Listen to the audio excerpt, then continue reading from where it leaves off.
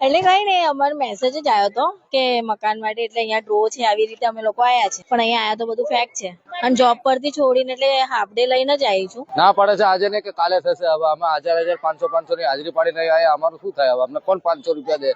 આ બધું કેવી રીતના અમારે કરવાનું? એવું કે કાલે આજવા રોડે આવજો, કે આજે બંધ રાખ્યું છોકરા માટે. એટલે 4 વર્ષથી અમે ફોર્મ ભર્યા, તો હમણાં તો અમારે મેસેજ આવ્યો તો એવું નહીં કેવું જોઈએ કે અહીંયા નથી થઈ છે. અમારે અમે વાસણ કપડા કરીએ છીએ, એ કામ પર રજા પાડીને અમે લોકો અહીંયા આયા, રજા મુકાઈને આયા છે દોડધમી કરીને, પણ આટલું ઉઠાવવું પડે અમારું, એવી પ્રાર્થના કરીએ છીએ. અને આ છોકરીનું ને એનું છે ને એમણે પેલા વેટિંગમાં કર્યું છે. એ તમારા બધાને મેસેજ પડ્યો હતો સાહેબ.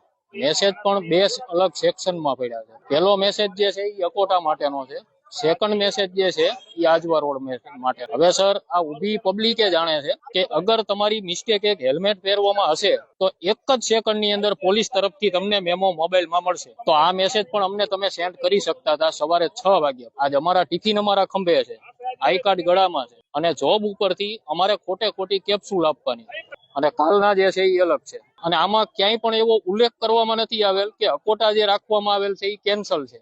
તો માણસ ડિસિઝન કઈ રીતે લેશે કે આજવા વાળું ફાઇનલ છે કે અકોટા વાળું ફાઇનલ છે? લગાઈ છે નોટિસ, તમે મોટા અક્ષરથી લગાવો તો ખબર પડે કે નોટિસ મારી છે તમે.